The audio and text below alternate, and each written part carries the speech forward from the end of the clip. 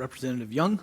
Yes, thank you for coming. You just made a comment. Could you clarify the quarantine? You referenced quarantine. Could you reiterate that for me, please?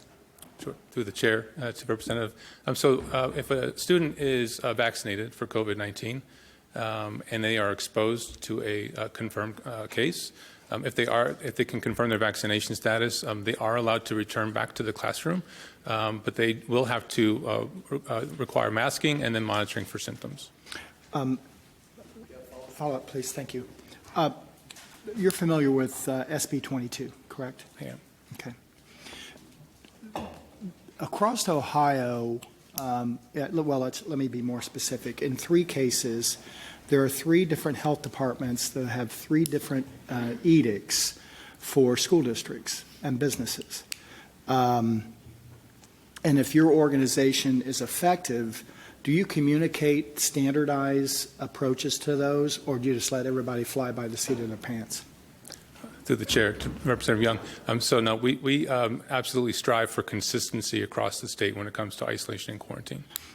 Another follow-up, please. And in SB 22, there are specifications for local boards of health, and the term is that the local board of health may only issue a quarantine or isolation order that applies to specific medically diagnosed.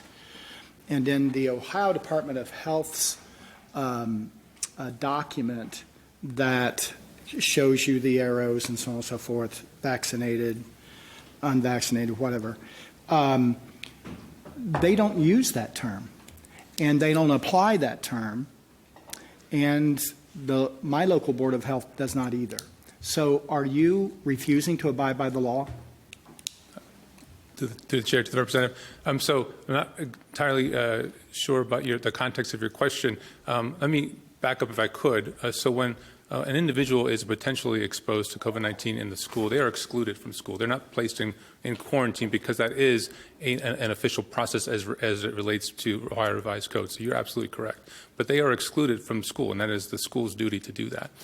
So if a student does present to school, knowing that they should not be there because they are a close contact, the Board of Health does have that authority to issue isolation and quarantine for that individual, or excuse me, quarantine for that individual. Follow-up. Thank you, Mr. Chair. But isn't the law clear in stating that it's truly up to the school district to make that decision, not yours, not the health districts? Through the chair, to the representative. I'm sorry, the question is? You had said that the health district will issue the quarantine, and then you referenced the school making that decision. But really, it's really the school board and the school making those decisions, not you, not the health district, correct? Through the chair, to the representative, it is the school districts, yes. Okay. Thank you, Mr. Chairman.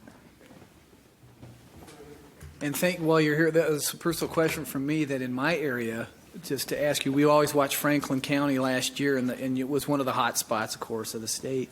And where that authorities rested with our public health and our school boards, I wouldn't say they argued, but there was a lot of deliberation on it. But could you just talk a little bit about Franklin County, where you really had an epidemic of how you decided who had authorities and controls? What was your calculus for determining that?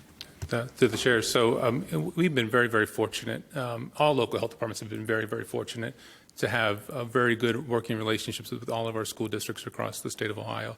I can speak here in Franklin County. We meet with our superintendents every Tuesday morning. So we had our conference call this morning with all of our superintendents, always providing the best public health guidance that we can at the time that we have it. So that's been our approach, is to have that working relationship with our school superintendents and, of course, with our school boards as well.